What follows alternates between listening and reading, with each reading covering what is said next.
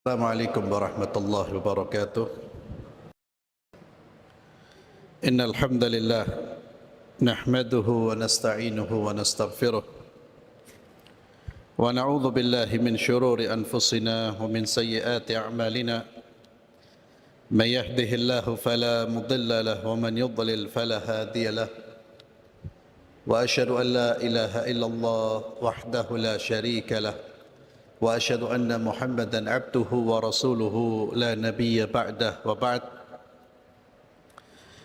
Ikhwani fillah, azanallahu ayyakum. Pembahasan kita masih pada pembahasan anjuran memulai perbuatan baik agar diteladani orang lain, dan ancaman memulai perbuatan jelek karena takut diteladani oleh orang lain. Artinya ancaman memulai perbuatan jelek agar perbuatan jelek tersebut tidak diteladani. Ya, kalau diteladani dia akan menanggung dosa orang yang meneladani. Di antara hadis yang dicantumkan dalam bab ini, hadis dari Abdullah bin Mas'ud radhiyallahu tabaraka wa ta'ala an, di mana Nabi kita Muhammad sallallahu alaihi wasallam bersabda, "Laisa min nafsin tuqtalu dhulman illa kana ala ibni Adam al-awwal kiflun min damiha." Tidak ada satu jiwa yang terbunuh secara zalim kecuali putra Adam yang pertama ikut memikul bagian dari darahnya, sebab dialah orang pertama yang memulai pembunuhan. Artinya tidak ada satu jiwa yang terbunuh secara zalim. Kalau ada orang yang terbunuh secara zalim, maka anak Adam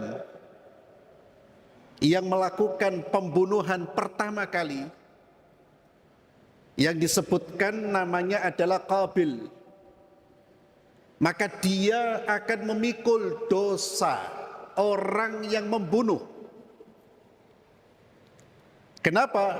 Karena pembunuhan itu pertama kali yang melakukannya adalah anak Adam.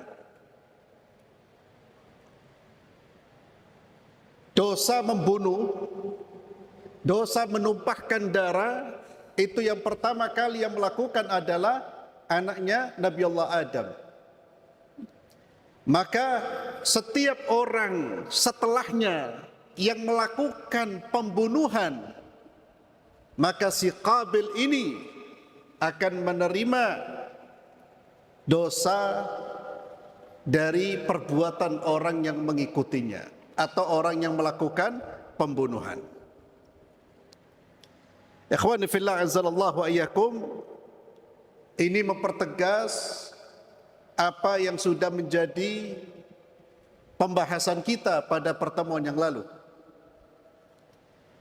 di mana siapa yang memberi contoh keburukan, lalu keburukannya dicontoh oleh orang lain, maka orang yang memberi contoh itu tidak hanya menanggung beban dosanya dia, tapi dia menanggung beban dosanya dia dan dosa orang-orang yang mencontoh. Sampai kapan? Selamanya. Sampai perbuatan yang dicontoh itu ditinggalkan. Selamanya dia mendapatkan beban dosa. Walaupun orang yang memberi contoh sudah meninggal dunia, maka dia akan terus mendapatkan dosa dari orang-orang yang mencontoh. Ini yang sekarang diistilahkan apa? Dosa jariah. Bukan amal jariah. Kalau amal jariah, kebaikan yang akan diperoleh terus menerus oleh orang yang mencontohkan kebaikan. Ini peringatan keras buat kita semua agar tidak menjadi pelopor keburukan, agar tidak menjadi orang yang memberi contoh dalam hal kemungkaran. Seandainya kita mempelopori keburukan diikuti oleh satu orang saja, itu sudah menjadi beban berat bagi kita pada hari kiamat. Bagaimana kalau diikuti oleh 10, 100, 1000, jutaan orang? Sebaliknya, siapa yang menjadi pelopor dalam hal kebaikan, memberi contoh kepada kebaikan, maka dia akan mendapatkan pahala dari orang-orang yang mengikutinya sampai hari kiamat. Ikhwani fillah azzalallahu ayyakum, para ulama menjelaskan sebab si Qabil membunuh saudaranya. Sebabnya adalah hasad, dengki. Hasad ini, kata para ulama, merupakan dosa yang pertama yang digunakan untuk mendurhakai Allah Azza wa Jalla. Dosa pertama yang digunakan untuk mendurhakai Allah di langit dan untuk mendurhakai Allah di bumi. Yang pertama kali hasad di langit siapa? Siapa? Iblis. Iblis merasa tidak pantas sujud kepada Adam. Kok enak? Kok bisa? Saya seharusnya lebih terhormat. Dia tidak ridha Allah memberikan karunia kepada Adam. Dia menolak untuk taat kepada Allah. Hasadan, karena hasad kepada siapa? Adam alaihi salatu wassalam. Demikian pula dosa yang pertama kali dilakukan di bumi, hasad. Dan inilah yang menjadi penyebab saudara membunuh saudaranya. Qabil dengki, iri kepada saudaranya Habil. Dan apa yang terjadi, ikhwani fillah azzalallahu wa iyyakum? Terjadilah pembunuhan. Kita di sini bisa menyimpulkan bagaimana dampak buruk dari hasad. Hasad itu bisa mendorong seseorang untuk melakukan perbuatan yang keji. Bahkan mendorong seseorang untuk kufur kepada Allah, mengingkari kebenaran. Itu bahayanya orang yang terkena penyakit hasad.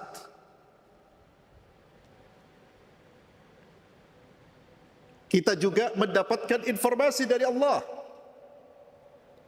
terkait dengan orang-orang yang tidak mau beriman kepada baginda Muhammad sallallahu alaihi wasallam. Kenapa? Hasadan. Karena hasad yang muncul dari jiwa mereka. Mereka hasad kenapa? Karena nabi yang terakhir dari bangsa Arab, dari keturunan Ismail, bukan dari keturunan Yahudi. Anda bisa bayangkan, gara-gara hasad orang tidak mau terima kebenaran dan dia tahu konsekuensinya adalah mendustakan ayat Allah. Bahaya sekali Pak penyakit hasad itu. Dan bahaya sekali kita berjumpa dengan orang yang hasad. Itulah mengapa kita dianjurkan untuk selalu meminta kepada Allah perlindungan dari orang-orang yang hasad. Min syarri hasidin idza hasad. Hasad ini berat. Bukan penyakit yang ringan. Disebutkan dalam satu riwayat bahwa hasad ini dapat membakar amal saleh, merontokkan amal saleh seseorang seperti api yang membakar kayu bakar. Hati-hati ikhwan.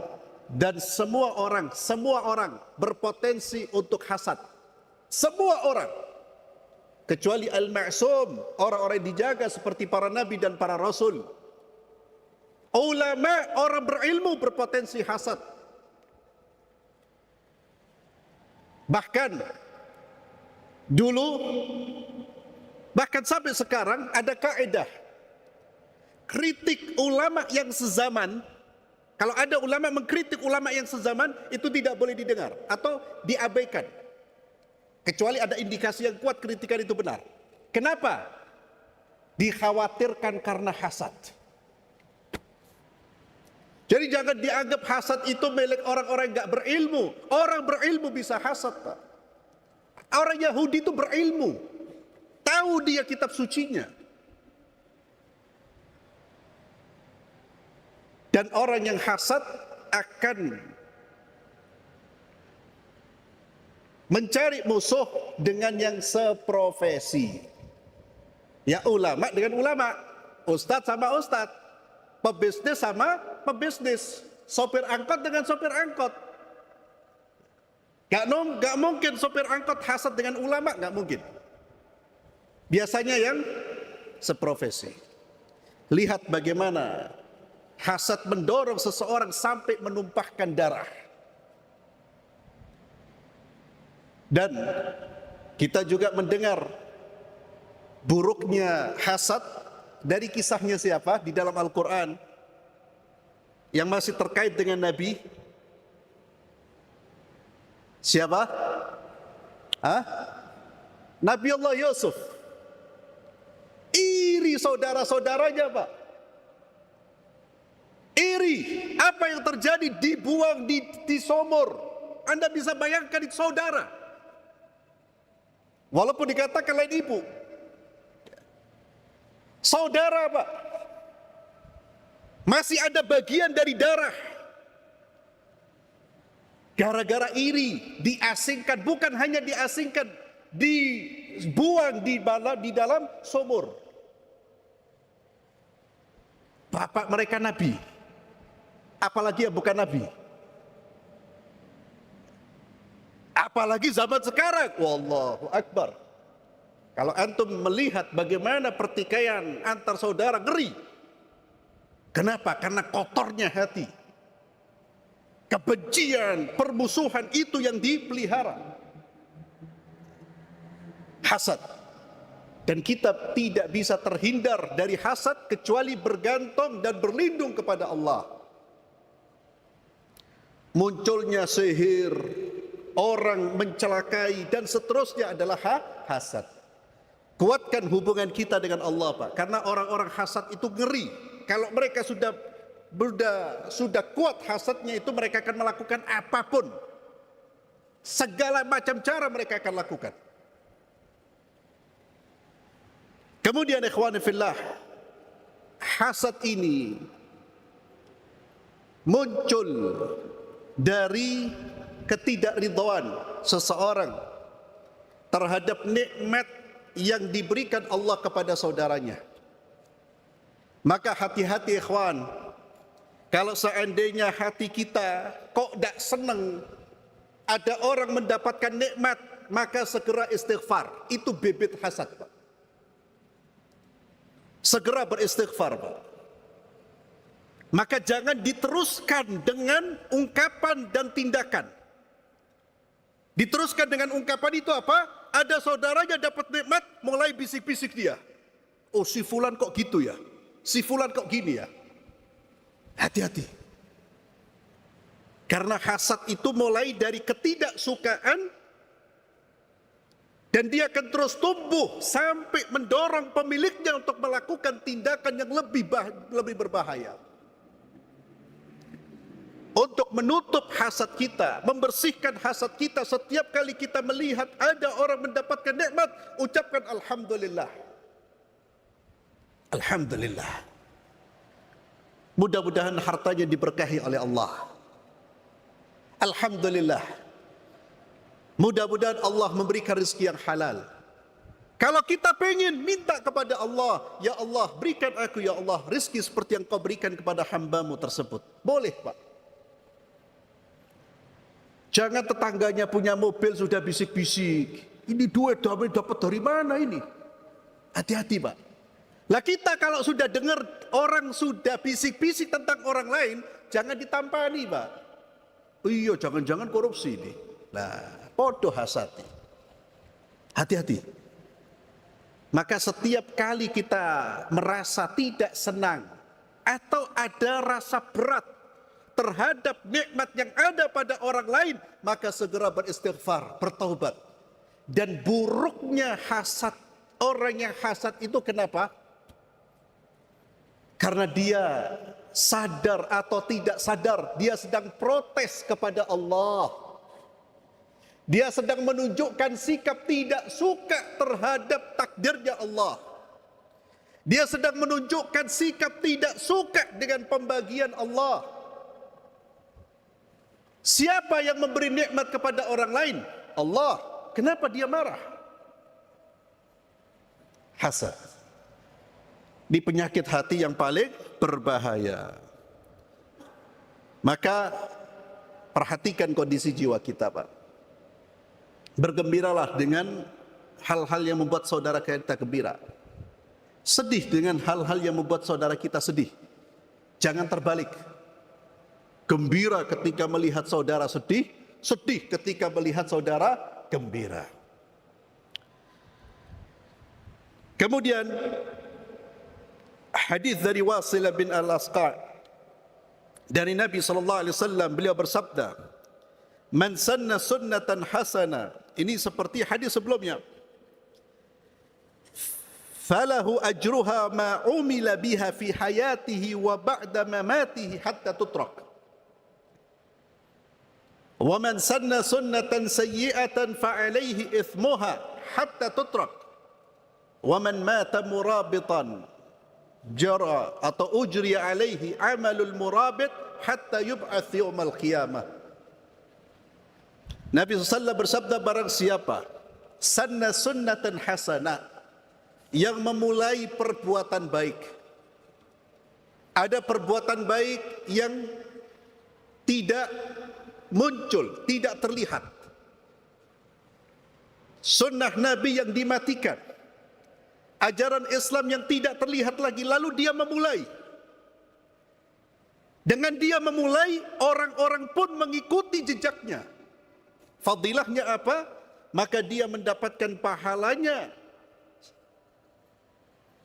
Dia mendapatkan pahala perbuatan baiknya, dan dia mendapatkan pahala orang-orang yang mengamalkan selama hidup dan sesudah wafatnya.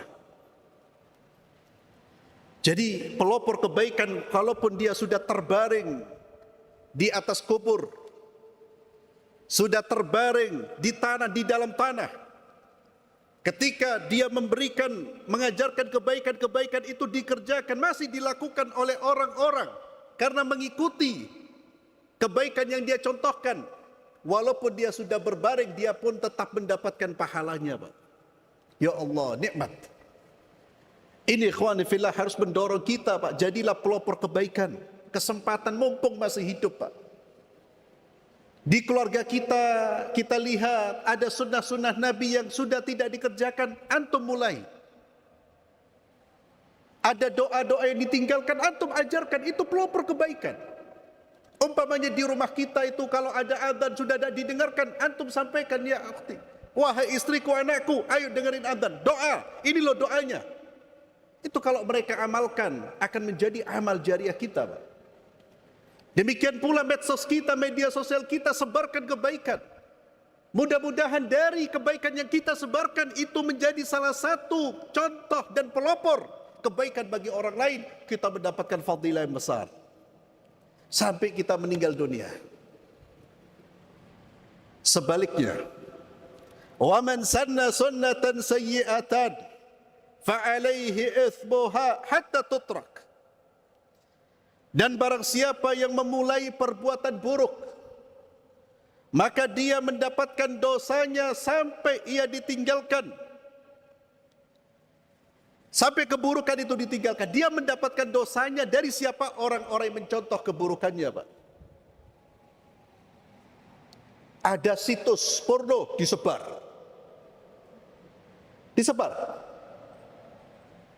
Maka yang menyebarkan, dia akan terus mendapatkan dosa orang-orang yang melihat situs tersebut, walaupun dia sudah meninggal dunia. Ada lagu-lagu picisan, lagu-lagu yang mengumbar aurat, disebarluaskan. Film-film yang mengumbar aurat disebarluaskan. Allahu Akbar. Beban dosanya berat ya akhi. Itu yang sering dilakukan oleh masyarakat kita, Pak. Orang melihat aurat wanita gara-gara kita mengirim. Kalaupun kita sudah mati, selama orang itu melihat, dosanya terus ditransfer ke kita. Hati-hati menyebarkan keburukan. Hati-hati menjadi pelopor keburukan. Hati-hati menjadi contoh keburukan. Berat. Sering kita katakan, kalau seandainya kita belum mampu meninggalkan dosa, untuk meminimalisir beban dosa, jangan ngajak-ngajak. Karena dosa kita sendiri saja beban itu di hari kiamat, apalagi ngajak orang. Kita menanggung beban dosa kita akan berat, Pak, di hari kiamat. Apalagi ngajak orang, Pak. Hati-hati.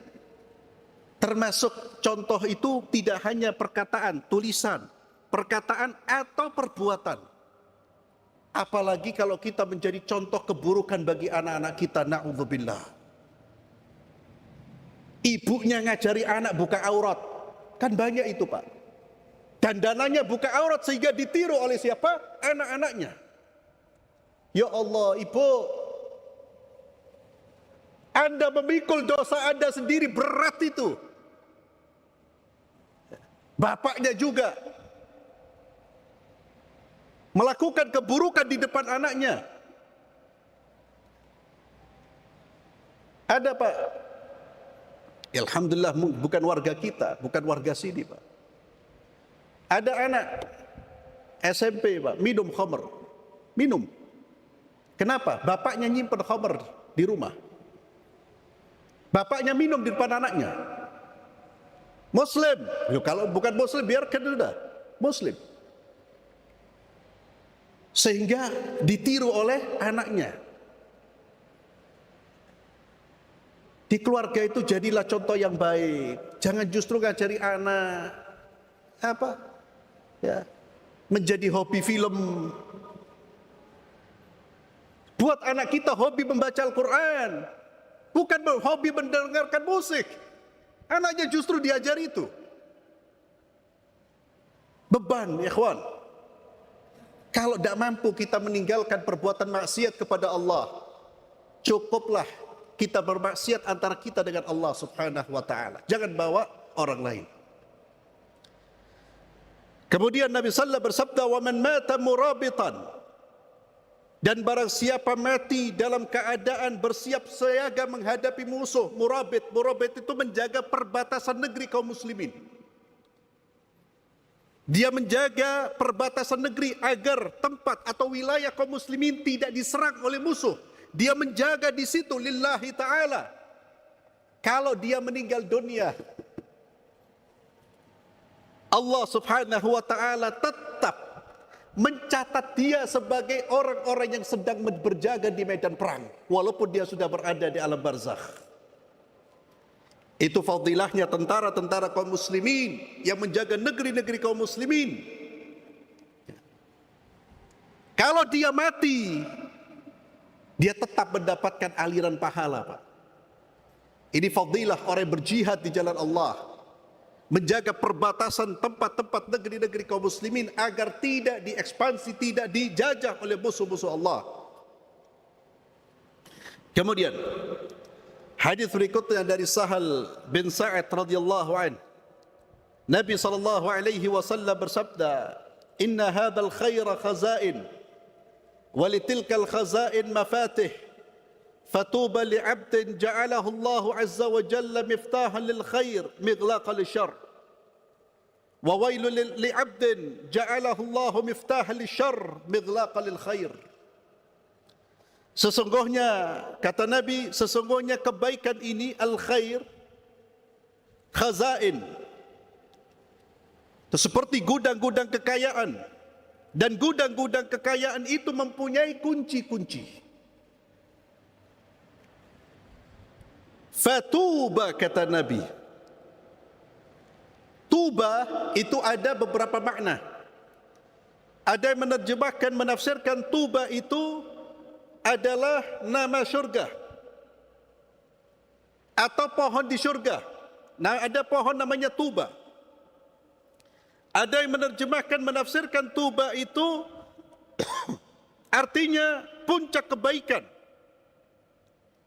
Intinya tuba, kebaikan, syurga, kenikmatan bagi siapa? Li'abdin, bagi seorang hamba. Ja'alahu Allah azza wa jalla miftahan lil khair, yang Allah jadikan sebagai kunci yang membuka pintu-pintu kebaikan. Tuba bagi orang seperti ini, dia menjadi penyebab terbukanya pintu-pintu kebaikan. Dia menjadi contoh bagi kebaikan yang dilakukan oleh orang lain. Dia menjadi pembuka ilmu bagi orang lain. Dia menjadi pembuka amal saleh bagi orang lain. Tuba li hadzal abd.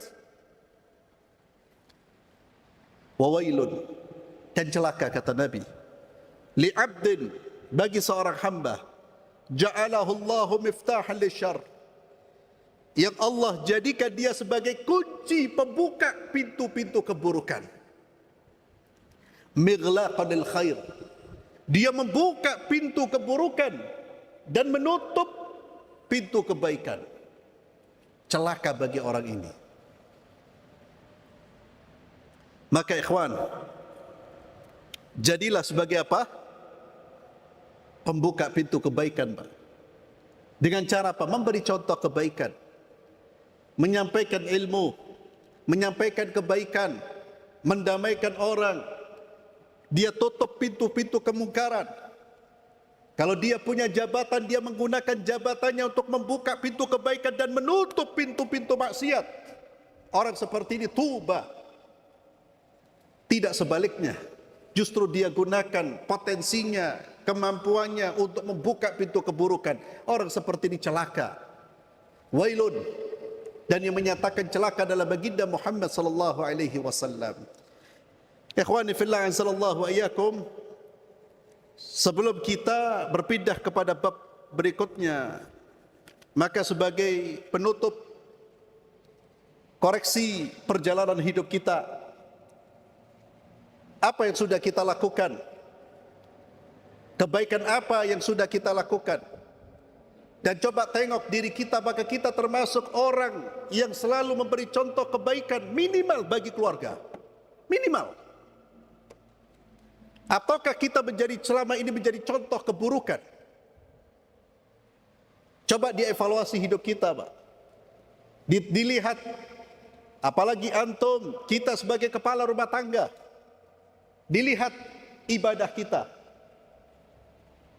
Apakah kita sudah menjadi contoh kebaikan dalam hal ibadah? Coba dilihat akhlak kita. Apakah kita sudah menjadi contoh dalam hal akhlak bagi anak-anak dan istri kita? Coba dilihat pengagungan kita terhadap perintah Allah.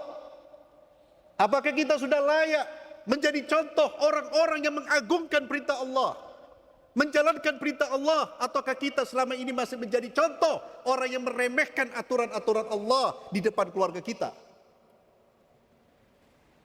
Mari kita tengok, lihat. Dengan apa? Muhasabah.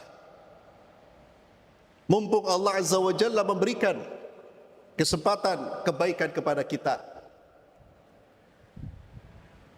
dan banyak sarana kita bisa menjadi contoh atau menyebarkan kebaikan. Yang tadi saya sebut diantaranya apa? Media sosial, Pak. Manfaatkan. Manfaatkan. Sebarkan kebaikan. Ajak orang untuk mendekatkan diri kepada Allah dengan menjalankan sunnah-sunnah Rasulullah SAW. Ini kesempatan buat kita semua untuk mengajarkan kebaikan. Anda tidak perlu jadi ustaz, tidak perlu jadi ulama, semua orang bisa. Dan Allah memberikan kemudahan kepada kita dengan kemajuan teknologi, cepatnya masuknya informasi atau sampainya informasi. Ini harus kita manfaatkan semuanya untuk bekal kita di akhirat dan manfaatkan untuk menjadi amal-amal jariah kita.